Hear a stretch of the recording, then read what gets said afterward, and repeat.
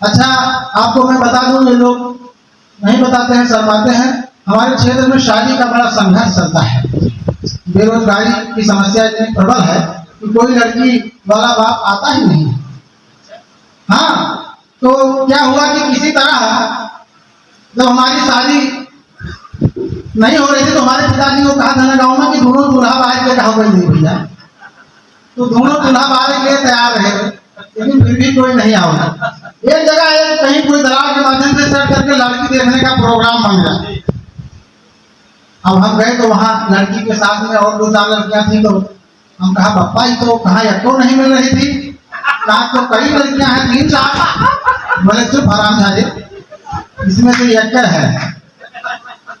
तो हमने कहा ठीक है, लेकिन एक काम है, कहीं देखो तुम चुप रहो, ये लड़की हमको बहुत पसंद है।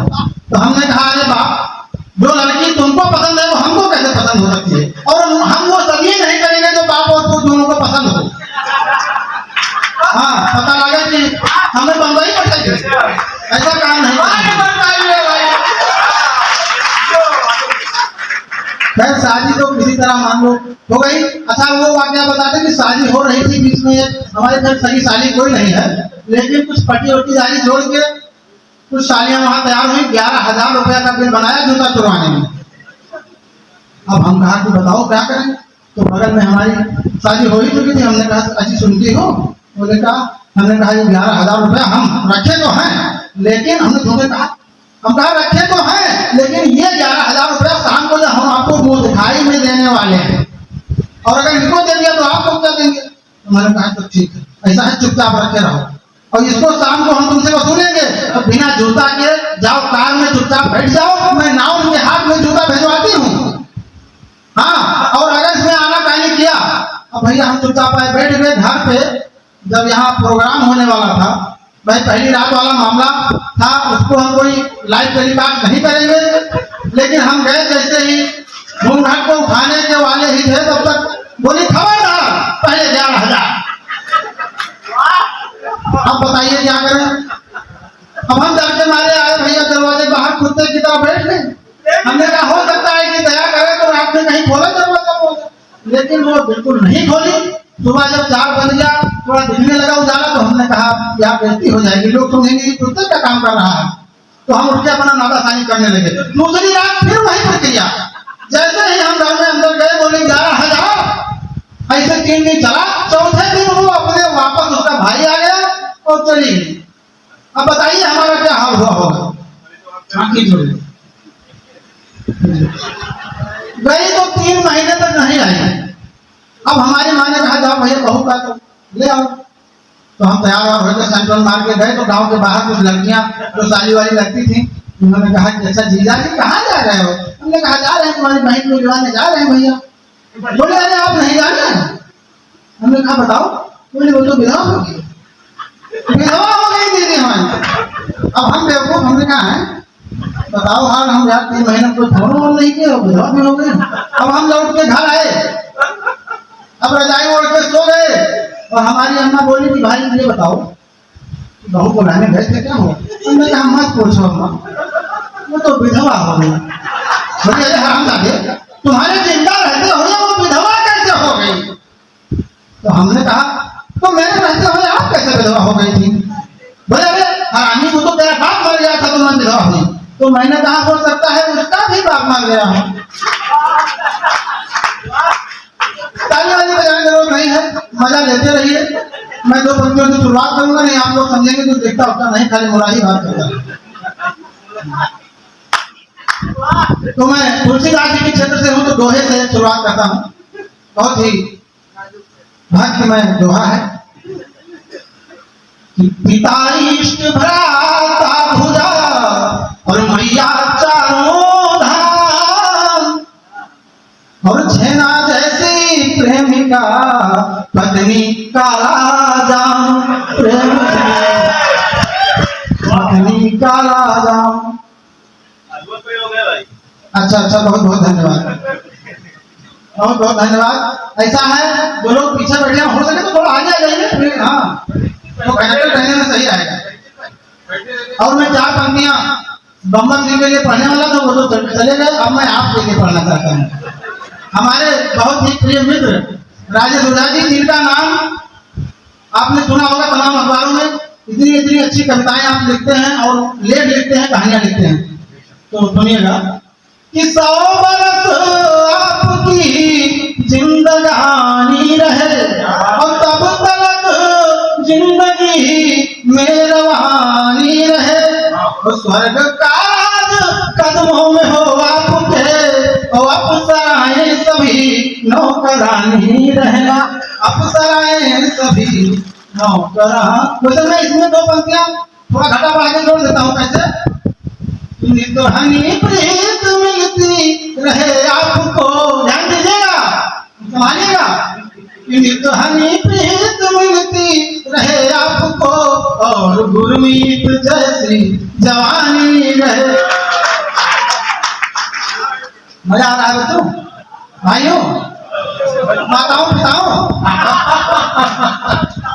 पढ़ेंगे, बैठ जाए, बताइए। हम टाइम ऐसे नहीं पढ़ेंगे। आप लोग आगे से पीछे तक जब आगे से कहिए कि हाँ हाथ उठाइए, कि पढ़ो तो पढ़ी नहीं, बैठ जाए।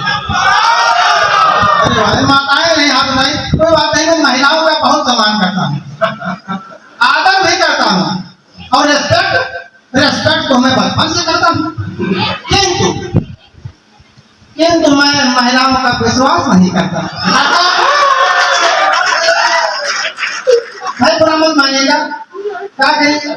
हम जो है छोटे होते हैं तो हमारी माँ, हमारी मौसी, हमारी काकी, हमारी दादी क्या कहती, भैया हमारा बड़ा हो नहीं है, इनके ब्याह हो, दुल्हन नहीं आए, तू इनका नवाई धोवाई, तेल लगाई, कपड़ा धोए, बर्तन मांजे, फुकवा लगाए। भाइयों, बहुत दुख के साथ कहना पड़ रहा है कि ये सारे काम आज मुझे ही करने पड़ते हैं। तब से मेरा महिलाओं के ऊपर से विश्वास उठ गया।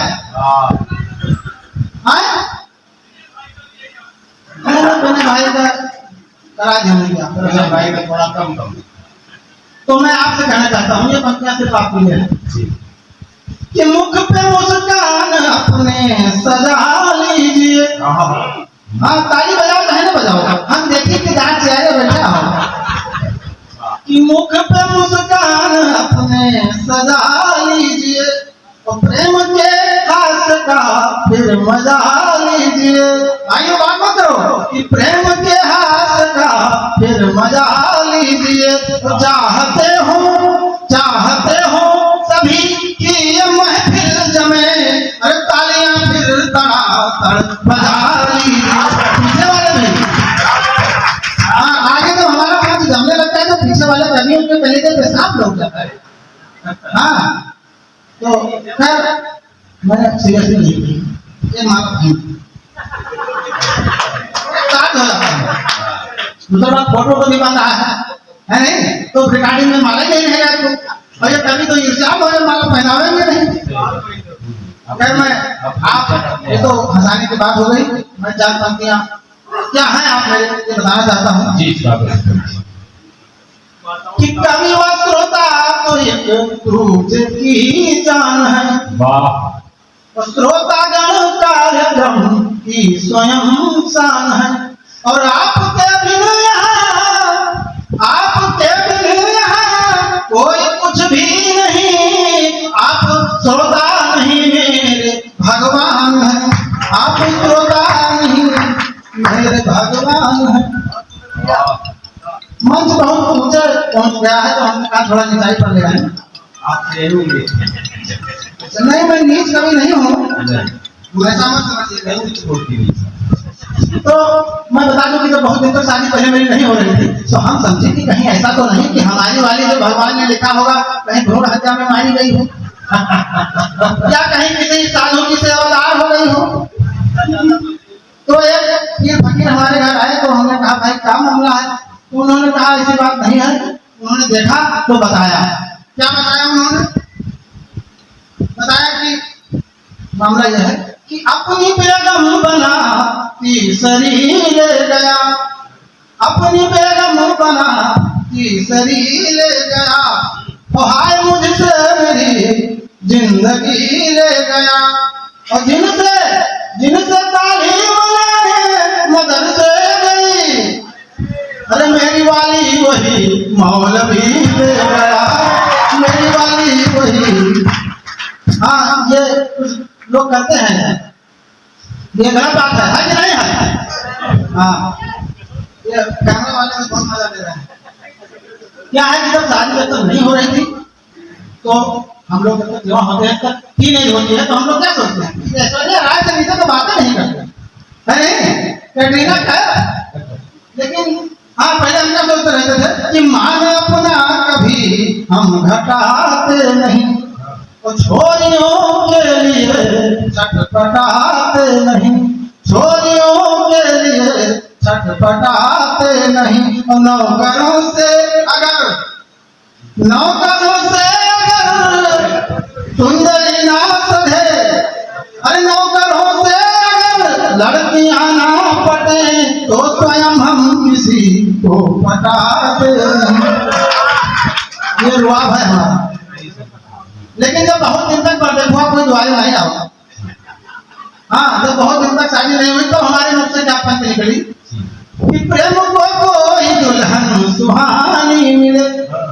ध्यान दीजिएगा, आप लोग मोबाइल में मत हो जाओ, बहुत काम की पंक्तियां हैं कि प्रेम को कोई दुल्हन सुहानी मिले, और ढल रही चाहे चढ़ती जवानी मिले। और कुबड़ी कलम ही मूक हो या बधिर, और लगड़ी लूली मिले चाहे कानी मिले।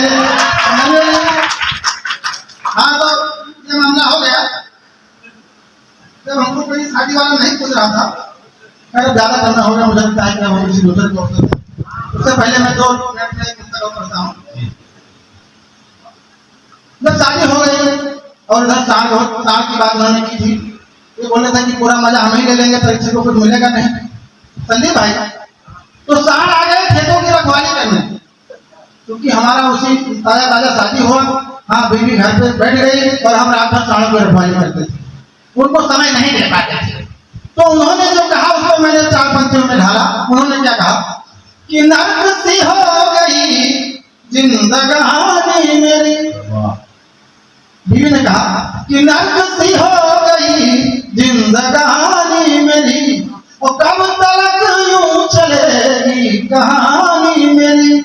और साढ़ फसलों, उन्होंने मुझसे कहा कि साढ़ फसलों को तेरी चले ना चले, अरे प्रेम तुम चढ़ रहे हो जवानी मेरी, प्रेम तुम चढ़ रहे हो जवानी मेरी। और आखिर में, क्योंकि कवि का काम है कल्पना का, तो मैं कल्पना करता रहता हूँ। मैंने कल्पना किया जब धारा 77 ये हुआ कि पुरुष भी चाहे तो पुरुष से शादी करे, और महिला चाहे तो महिला से भी कर सकती है। तो मेरे मन में लालच आया। हमारे देश के 2 बहुत बड़े नेता, हमने सोचा हे प्रभु, अगर ये दोनों आपस में शादी कर लें, योगी जी और मोदी जी, और मान लो भाई, मैं प्रार्थना करता था कि पूरे हम विश्वगुरु हो जाए, तो हम विश्वगुरु कैसे बने? हमने सोचा कि अगर पुरुष शादी कर सकता है और मोदी योगी जी आपस में शादी कर लें, और कोई मान लो मोगी पैदा हो जाए और वो और हाँ उसके अंदर जंगला हो, तो मैंने क्या लिखा कि चीन और पाक डर कर के मर जाएगा, हिंद का जग में परचम फहर जाएगा। तो मांग योगी की मोदी अगर भर सके, ब्याह योगी से मोदी अगर कर सके, तो राम का राज धक मार कर आएगा।